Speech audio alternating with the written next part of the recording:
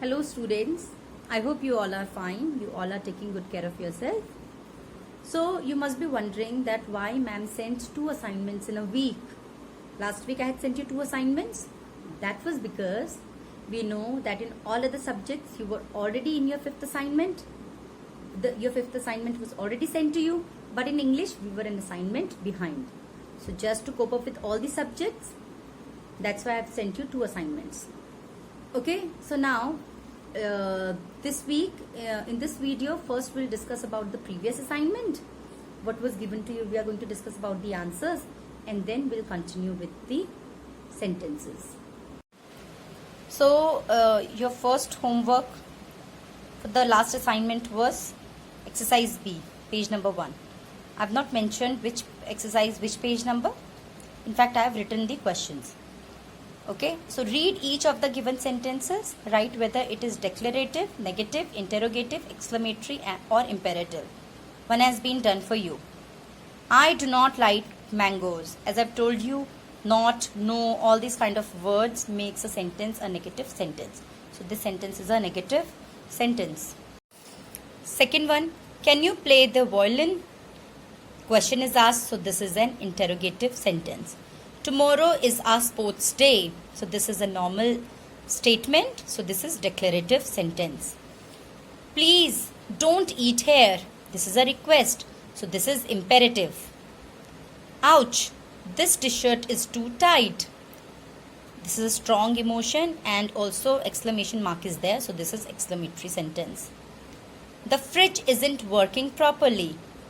See, isn't means is not. So there is not in this statement, which makes it a negative sentence.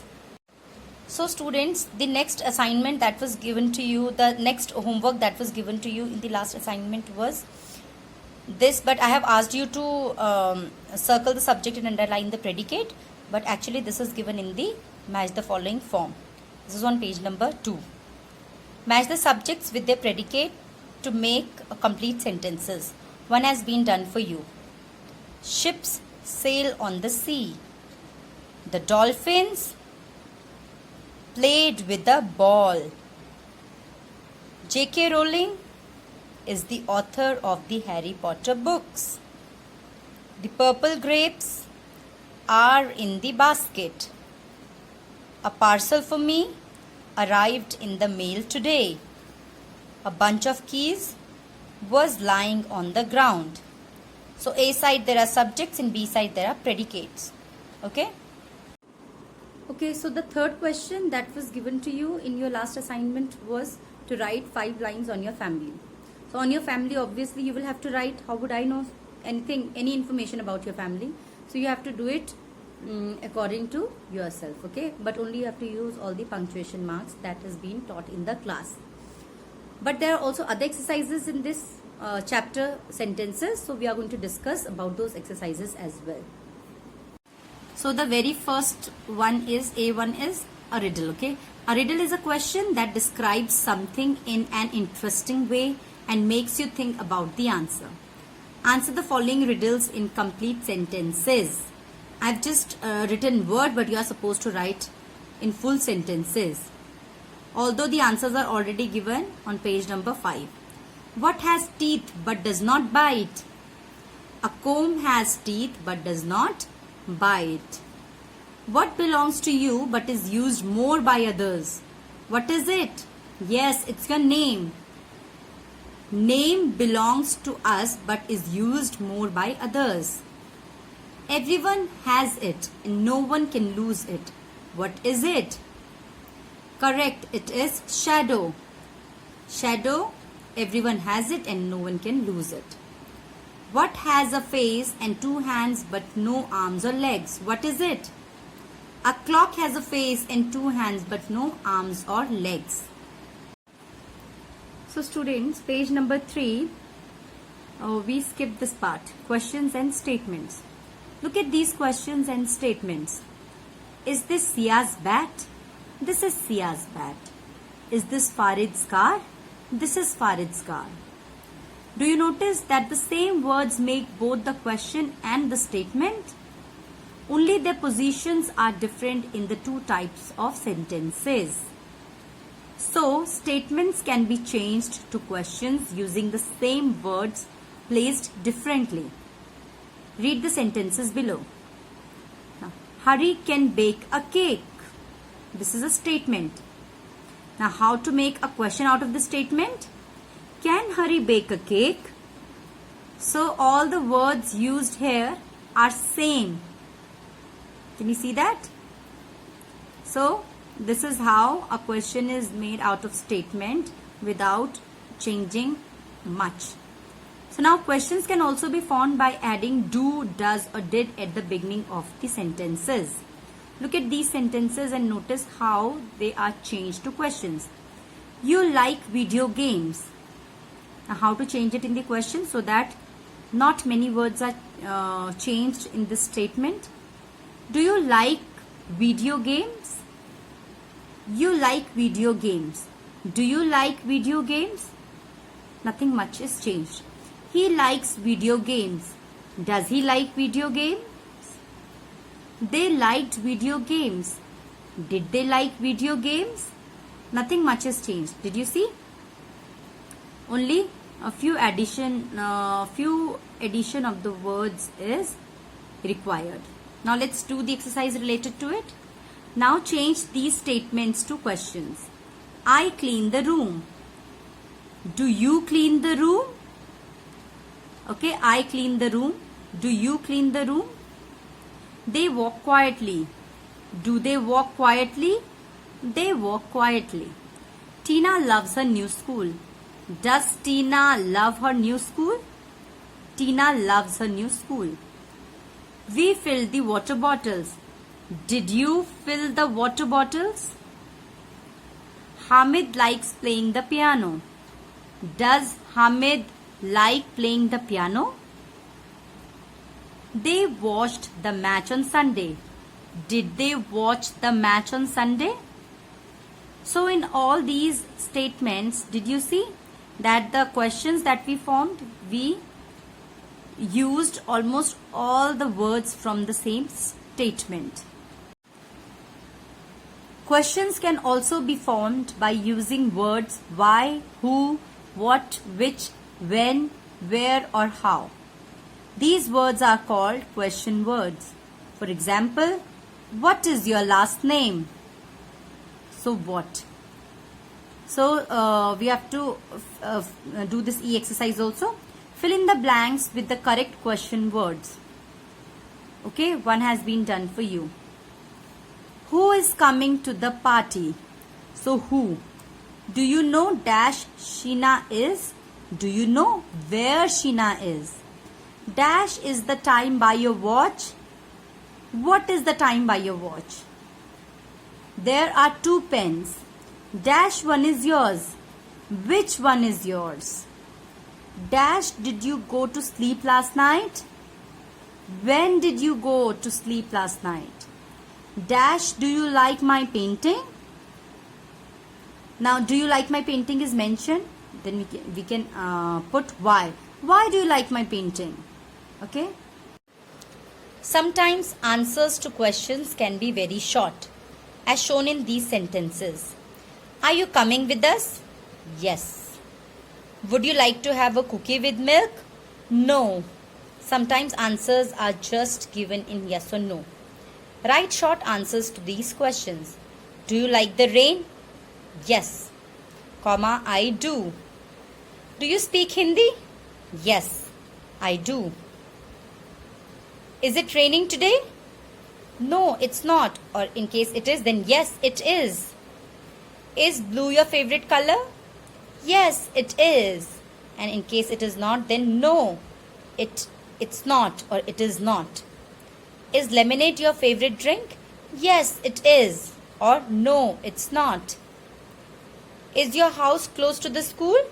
Yes, it is. Or no, it isn't.